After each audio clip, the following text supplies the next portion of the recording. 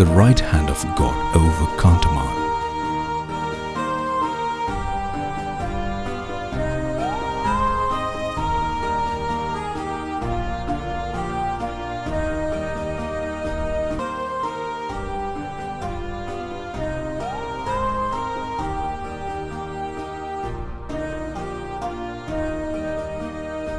Accidental deaths for acquitted murderers. Kandeshwar, a catechist of Shankarakol, refused to attend reconversion gathering in which Christians were forced to burn the Bibles. When he heard of the Swami's murder, he sensed trouble and tried to flee to Bhubaneswar, where his wife and son Rajendra lived.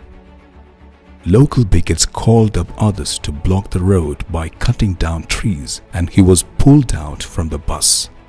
Next evening, Kandeshwar was sadistically killed along with a Christian couple, Meghna Digal and his wife Priyadama, a nurse who had even been gang raped. Over a dozen people were charged in the brutal murder. But shockingly, as in dozens of Kandhamal murders, all were acquitted by the trial court. Rajendra, the only son of Kandeshwar, living in Saliaslahi's sum in Bhubaneswar, narrated to me how some of those acquitted culprits died in bike accidents, tree falling on them, and even washed away in river. Even Hindus are now saying that there is a court above. 6 of those involved in the murder had untimely deaths.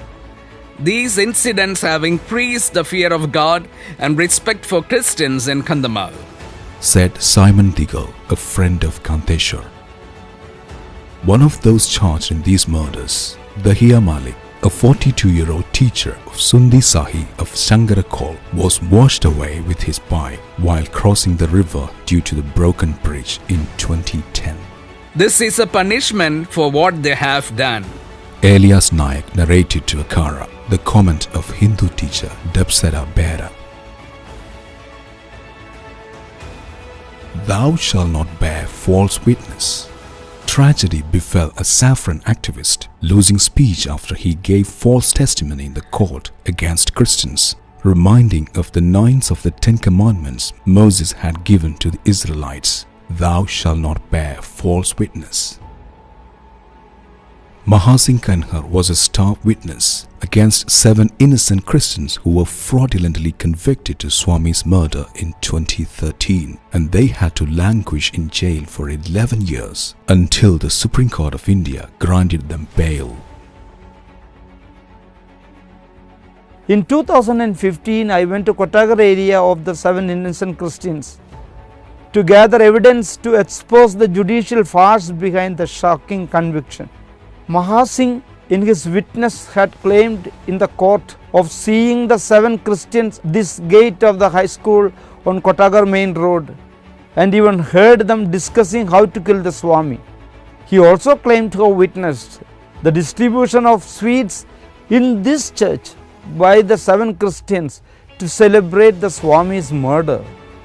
Pastor Paramanand Badase told me that the police never came even to question him about the sweet distribution in his church. The hollowness of these claims and the judicial farce and the conspiracy behind the Swami's killing have been laid bare in Akara's investigative book, Who Killed Swami Lakshmanananda?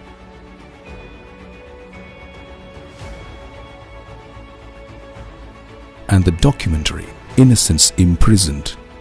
Ignoring caution from locals, I proceeded to meet Mahasingh, who lived just a kilometer away from the church, and talked to his daughter with the help of my driver who could speak the KIWEI tribal dialect, while Mahasingh remained dumb. Father had a stroke 6 months earlier, and since then he cannot speak or move. He is sad at being confined to the house. Though I asked several questions to Mahasingh, he could respond only by nodding his head. Why do you think this stroke happened? When I raised this big question, Mahasingh's eyes turned watery. Then I remembered the 9th of the 10th commandments. thou shalt not bear false witness. Christian funeral for a Hindu. During my 7th anniversary trip to Kandhamal in August 2015, I witnessed an unprecedented incident in Kandhamal's history, a Christian funeral for a Hindu. As I entered Borimunda village, 24 people were braving drizzle under a jackfruit tree and trying to make a box with the wooden planks.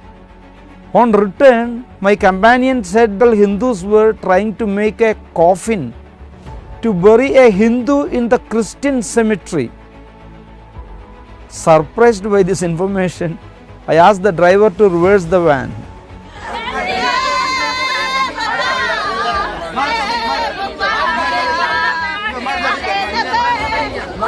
Sudho Pradhan, who died 2 hours before I reached the village, had willed that he should be buried coffin in a Christian cemetery.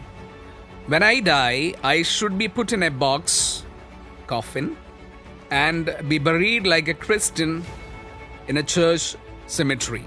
So we decided to bury him as he wished. Explained Manoranjan Pradhan. It was indeed moving to see the same people who tormented Christians, destroyed churches, and even enforced a strict social boycott against the Christians for years, making a coffin in front of these 2 churches, the destroyed one and the new one. As they buried his body in the cemetery, with Hindu women wailing near the cross, I felt they were also burying for good the animosity and hatred that had prompted some of them to witch hunt the Christians, confirming that many Hindus were apologetic about the bloodshed and the mayhem in Kandhamal. Assailant turns church protector. God will punish those who commit the crime of attacking churches and Christians. Babdev Kanhar of Bobingia stunned everyone during a peace meeting convened by the government ahead of Christmas 2009. Bamdev was a typical Christian baiter who led locals to join armed bigots dispatched to attack the St. Peter's Church at Bobingia. Since they could not lay hands on parish priest Prasanna Kumar Singh while they torched the church, Bamdev had even threatened the Hindu youth, who alerted the priest to flee in the nick of time. In mid-2009, the 33-year-old Bamdev knocked on the door of Father Prasanna's room in the night. Realizing the priest's tension, Bamdev said, Father, don't be afraid. I've come to apologize to you. Bamdev knelt before him, seeking pardon for the attack on the church. Months later, Bamdev visited the priest again with a papaya plant that yielded high-quality fruits and requested him to grow it. Since he had received it from his hostile neighbor, Father Prasanna took extra care to nurture this papaya plant and went to Bamdev's house to present him a papaya from it. He was in tears, recalled the priest. Father Prasanna could not believe his eyes when he found Bamdev among the faithful in the offertory queue, holding a basket full of fruits and flowers during the midnight Christmas service. I could not meet Bamdev to confirm his turnaround. So I made another trip to Kandhamal to meet Bamdev, who ran a tea stall in front of the church. I had been thinking a lot about the vandalization of the church. I wanted to do penance for it. So I gave the papaya plant to the church as a symbol of my repentance. Bamdev told me in July 2012, standing near the papaya plant he had gifted to the church. God will punish those who desecrate holy places. Many Hindus here are talking about it.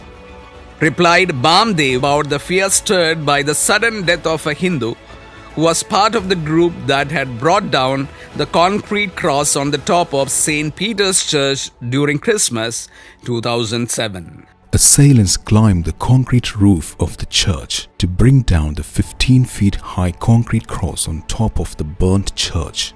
As they chipped at the foot of cross, Naresh Kanhar made the stunning comment, Jesus, if you're God, why don't you come out instead of hiding inside the cross? Next evening, Naresh and his younger brother Dandira had a drinking bout as usual and picked up a quarrel. In a fit of rage, Dandira stabbed to death elder brother Naresh, who had made the teasing comment challenging Jesus to come out of the cross. While their distraught widowed mother passed away soon, unable to bear the tragedy, Dandira was sentenced to life imprisonment for his brother's murder. We were misled by others to attack the church. I do not know any formal Christian prayers. Holding the rosary in my hands, I pray often in the night for peace and goodwill in the world. When Father Ashish Pericha was appointed to Pobingia parish in 2015, Bamdev went to him, assuring, Don't worry, Father. Nothing will happen here. Indeed, Kandhamal holds a special message. Amid personal travails and atrocities around, don't lose hope. Trust in God.